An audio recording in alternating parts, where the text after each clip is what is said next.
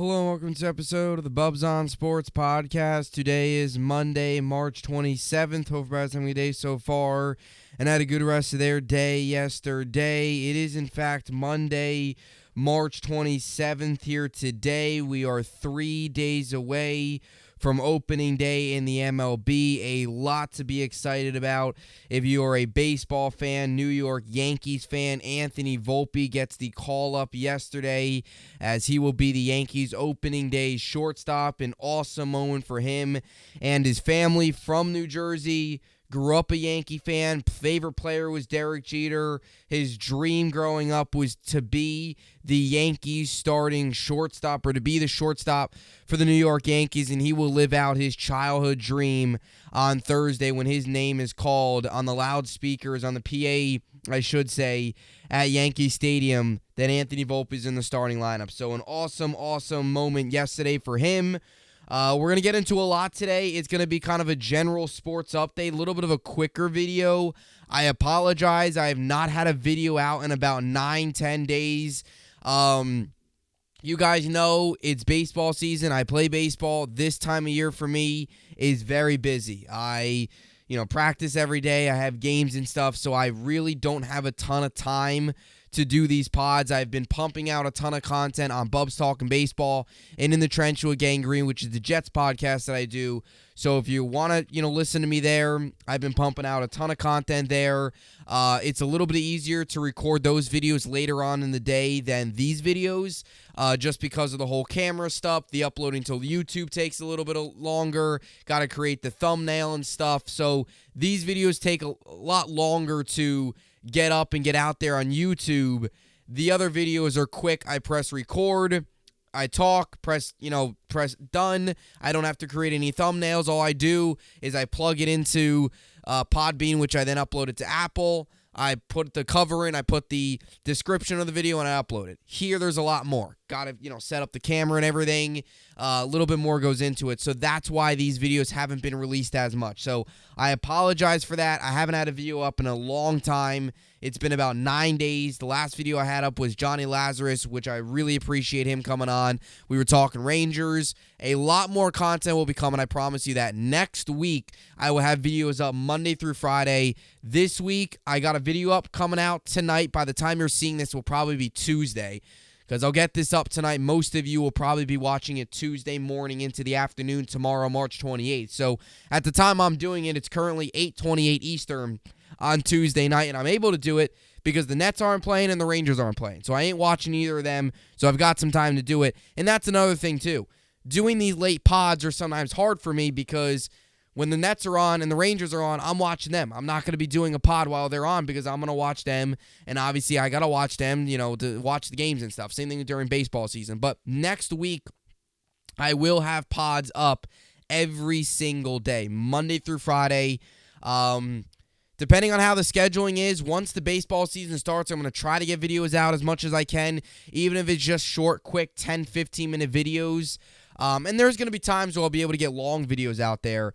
Maybe I'll upload a little bit on weekends as well, which I thought about doing over this weekend. So I apologize for not having many videos up. We got a video out here. As I mentioned, today's going to be a quick, just general sports update. We're going to get into a little bit of everything.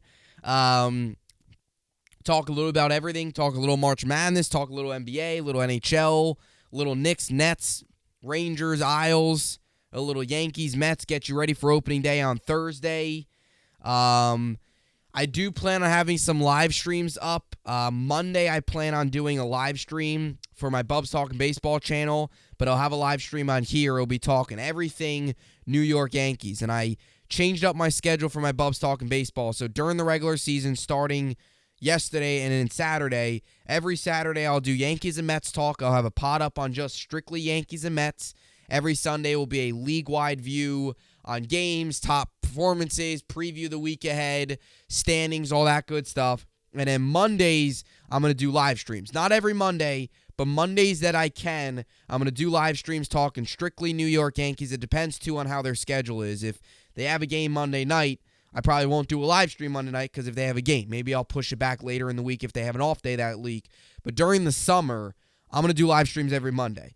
From now until the summer, it's going to be a little bit more inconsistent, but I'll try to get as many live streams as I can up. Sunday evenings, Mondays. I'll have some guests on. I plan on bringing some guests on, talking Yanks. You guys can ask me questions. I'll answer them. Put it in the chat. It'll be in the live chat. I'll pop it up on the screen. You know the drill. You know how live streams work. I don't have to tell you all. I'm sure you've seen them all over YouTube. So I plan on doing that as well during the baseball season. So it's right around the corner. So believe me, a lot more content coming. I didn't just forget about this channel. I know 9-10 days off has been a while off, considering I've been grinding for a while. I've been getting content basically up daily. Well, Monday, Wednesday, Friday, I've been basically getting content up Monday, Wednesday, Friday for a very long time now, really going back to this time last year. So it's been a while, but the content schedule is going to be a little bit inconsistent over this next week. The week after this, next week, like next Monday, I'll have videos up Monday through Friday. So I'll be able to get videos out for you guys there. In terms of the general sports update, as I mentioned, going to be a little bit of a quicker pod here, because right when I'm done with this, I'm going to actually upload an In the Trench with Gang Green pod. I'm going to record one as well, talking a little Calais Campbell and talking Robert Saleh's comments today as they had their GM meetings today, met with the media, talked a little Rogers, talked everything Jets. I got a lot to take away from it, so I'll have that up here soon. Obviously, the Jets trade Elijah Moore. These are just some notes that took place over that I wasn't able to get on this channel. Again, if you follow me on my Jets channel on Apple or my baseball channel, you get a ton of other content there. But if you follow me on my Jets channel, I had videos up on this stuff. Obviously about McCole Harmon getting signed by the New York Jets, which I really like the move. Brings in some speed. He's a better version of a Braxton Berrios. And they traded away Elijah Moore. And I really look at the Elijah Moore trade and I say to myself, look, at the end of the day, we can't forget. This is a guy that requested a trade 5 games during a 5-game win streak last year.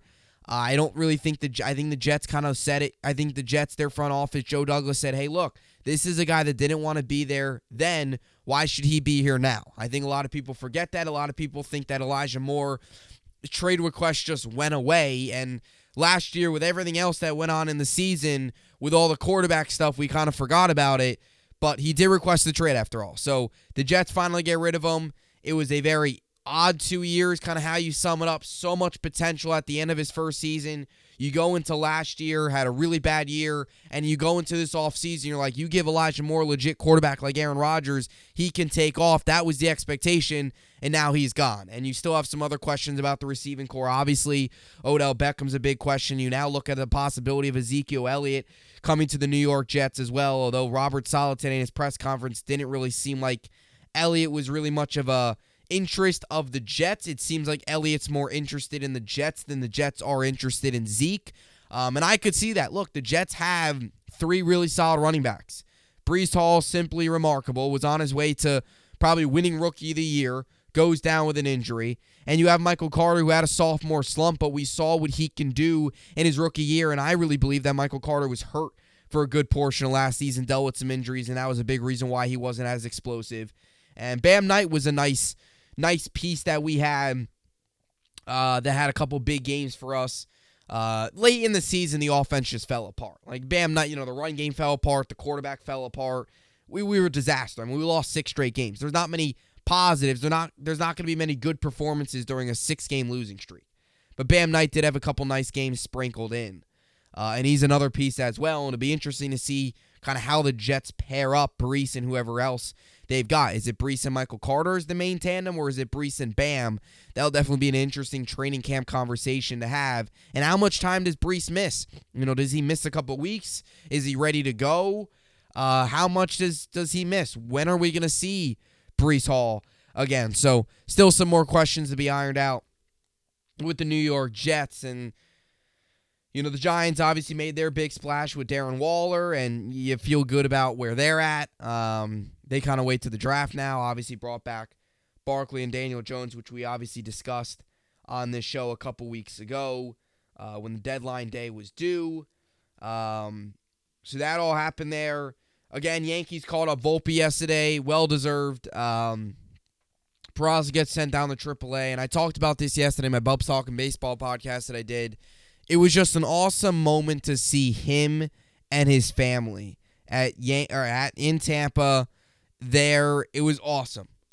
Grew up a Yankee fan, grew up in New Jersey, favorite player Derek Jeter, to see his childhood dream growing up was to be the shortstop for the New York Yankees, and he's going to get that opportunity to do that this year, starting on Thursday, which will be opening day against San Francisco at Yankee Stadium, and that's just going to be awesome. I'm so excited for him. You feel great about it. He went into spring training. We said he's going to need to have a big spring training, and he did just that. He had a huge spring training, led the team in hits, had a very high batting average, was phenomenal, was really one of the Yankees' best players in spring training, had 16 hits and 51 at-bats, had a slash line of 314, 417, 647, and an OPS way over 1,000, was great.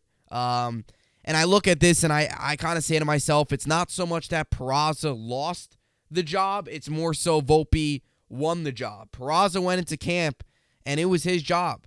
And Volpe, Peraza struggled a little bit, but it wasn't like he was awful. Volpe was just that good. I mean, he went into camp and Volpe needed to dominate. And Volpe did that. He wasn't just one of the best hitters in the Yankees on spring training. He was one of the better hitters in all the MLB in spring training. So he earns his spot, a much-needed contact, young bat to this lineup that provides a lot on the base paths, provides a lot defensively, a lot offensively. Look, he's the Yankees' number one prospect. He's the 5th overall prospect for a reason in baseball. I don't care if he only played 22 AAA games. He's ready for the big leagues. He earned this opportunity, and you got to give credit where credit's due to Aaron Boone, Brian Cashman, and the Yankees front office for getting this right. Because I think a lot of people, including myself, doubted them when it came to this decision. I think a lot of people thought they were going to play it safe and send him back down and say, oh, you only had 20 games. We need to see a little bit more of you. But no, they realized what Volpe did. They realized that they went into camp and said, hey, you need to have a huge camp to make the team. He did that, and the Yankees recognized that. And again, we talk about this a lot. The best players need to be in the lineup. And Anthony Volpe is one of the Yankees' best players. He's one of the Yankees' best 9 players. He deserves to be in the lineup opening day, and he does that. And look, Peraza gets sent down to AAA. Played the ALCS last year. Life happens fast in sports. And I'm not knocking Peraza, but Volpe won the job. Peraza's, his time's not over. He'll get more opportunities, believe me. I mean, I don't want to wish bad on anybody, but the Yankees have been nailed with the injury bug already. Unfortunately, there might be more injuries coming.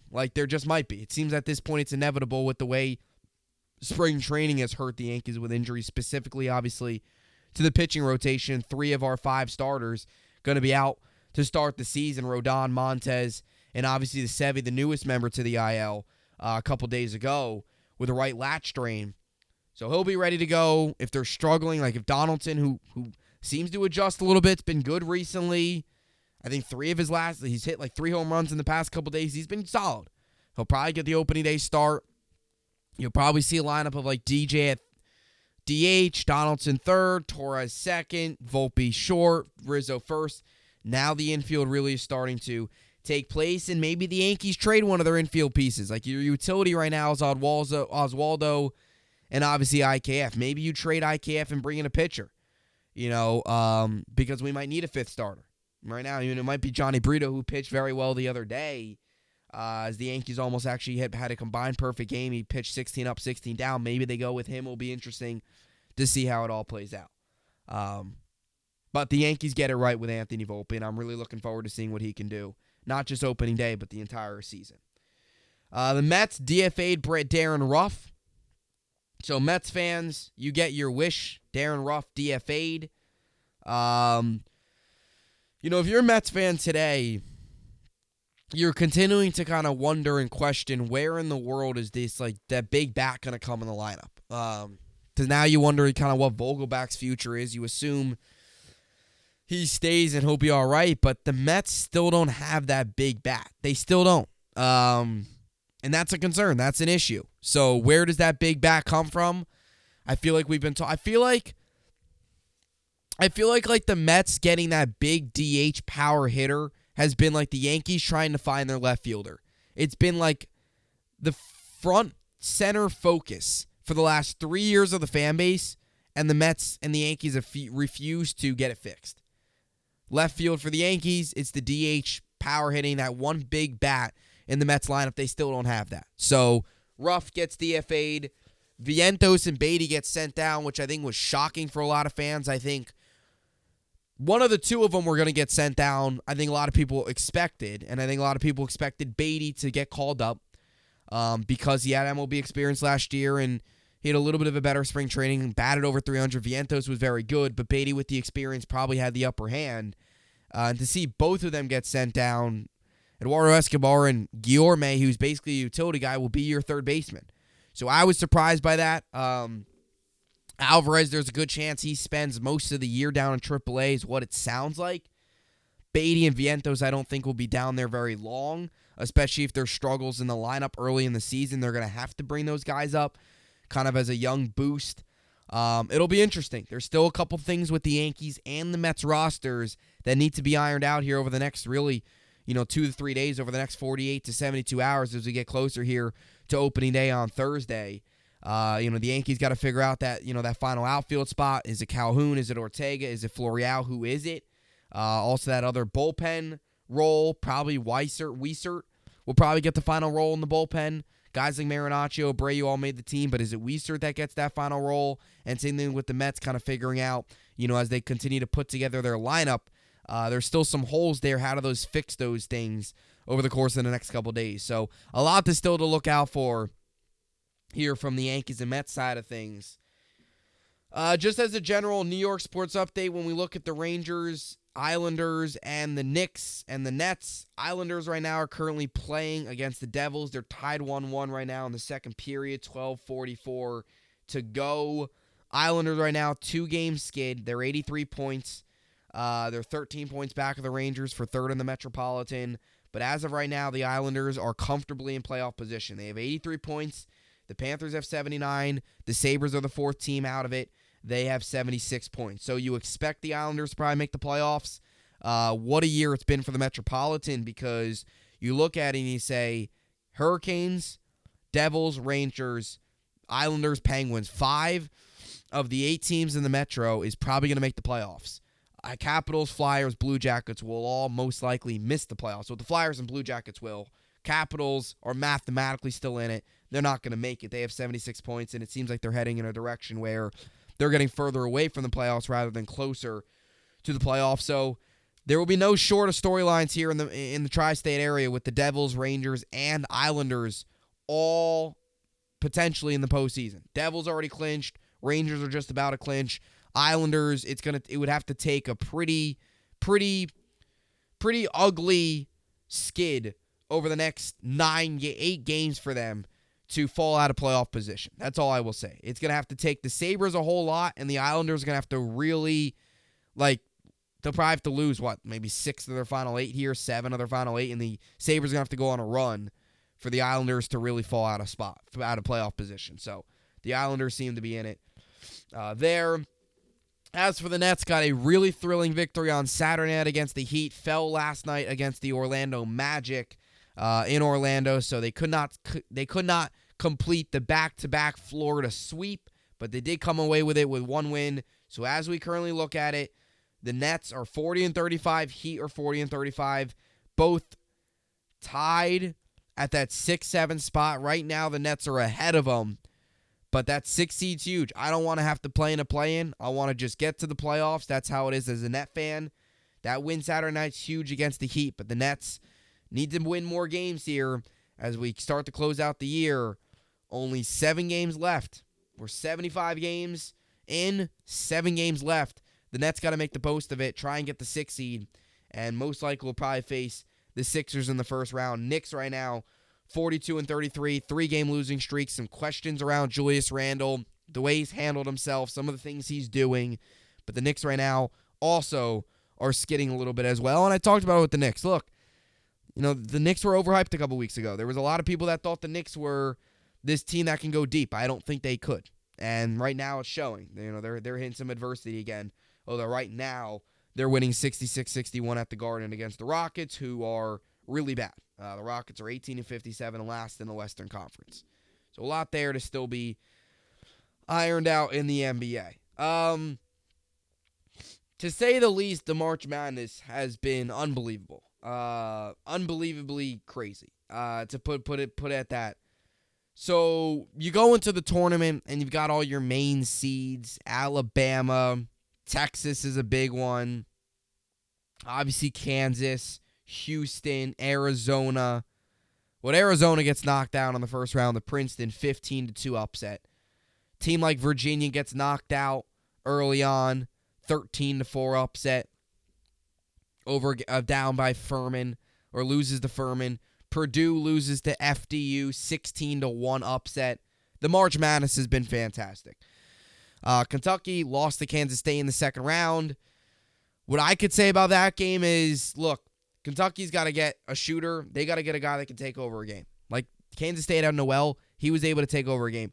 Or Powell, the Kentucky does not have that guy. They just don't. We need shooters. Antonio Reeves did not show up in that game. We don't have shooters. We don't have much of an offense. We need a guy that can hit threes and take over a game. I'll just leave it at that. But we're looking at a Final Four right now that is really pretty crazy. It's number 9 seed Florida Atlantic versus number 5 seed San Diego State. San Diego State beat Alabama, then beat Creighton to get to this point. FAU beat Kansas State at Madison Square Garden on Saturday to get to this point. And then it's going to be Miami, who beat Texas, and UConn, who crushed Gonzaga 82-54 in the second Final Four game. We're looking at a 9 seed, 2 5 seeds, and a 4 seed. The Elite Eight was the first time in March Madness history the Elite Eight did not include a number 1 seed. My bracket is destroyed. It has been a wild March Madness. It has been crazy fun to watch. And I got to admit, there's a lot of people out there that are a little frustrated that there's no big blue blood, big name teams. Gonzaga gets knocked out. Texas gets knocked out. UConn beats Gonzaga. Miami beats Texas. What a run for Jim Larinaga and the Miami Hurricanes get into a Final Four as a 5 seed. A team that not many people saw this coming. But man, oh man, I'm loving this. I mean, you're getting all the underdogs right now. Miami, San Diego State, Florida Atlantic, UConn. I mean, this is great. I think this is better than a Duke, Kansas, Gonzaga, Houston, Alabama type Final Four where they're the same teams. They're the teams we all expected. This is fun. This is entertaining. And good for these schools. I mean, this is amazing for these schools, especially a school like a Florida Atlantic, a 9 seed. They're not getting much coverage nationally. This is their opportunity to shine. This could change the trajectory of their basketball program moving forward. So it's a great opportunity for these teams. I'm looking forward to it. It's crazy. It's just you kind of look at it and you laugh a little bit because of the craziness. But that's why it's called the March Madness. That's why out of the millions of brackets submitted, I think 20 million of them, I think after day one, there wasn't even one left. That was perfect. And my brackets, as I mentioned, are way below 50%. I'll leave it at that. I'm not going to go into specifics. They're way below 50%. So it's a crazy Final Four. It's a fun Final Four. I think a Florida matchup between Florida Atlantic and Miami would be a lot of fun.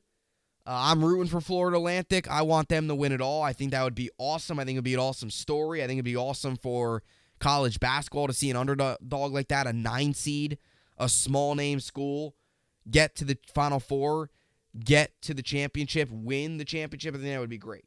So I'm rooting for Florida Atlantic. They're my team out of the 4 of these teams. They're the one I'm picking. Florida Atlantic. And if there's a team that I had to pick second, it would be Miami. And it's San Diego State, UConn. I really don't. Probably I don't care. I don't care at that point. But I'm rooting for Florida Atlantic. I would like to see them go all the way. I think that'd be an awesome story for them. So, March Madness has been crazy. It really has been. By far the craziest March Madness I've ever seen. And I think a lot of people can jump on board with me there. So that'll do it. A lot discussed here. About a 24-minute episode. As I mentioned, just going to go record a In the Trench with Gangrene episode right now. Probably about a 15, 20-minute episode there, talking a little Calais Campbell, talking Robert Salate and his press conference. So we'll get to that here So look out for that and look out for this as well. We'll have both of these uploaded. I'm planning on uploading both of these tomorrow. So when the time you're watching this, it will be Tuesday. The time I'm recording this, it's Monday. So stay tuned. As I mentioned, schedule a little inconsistent here, but next week, a week from right now, which is Monday, when you're watching this, it's Tuesday. Next week, I will have content up Monday through Friday, talking all things sports. So stay tuned. We'll get more content out here shortly. As always, hope you enjoyed it, and thanks for watching.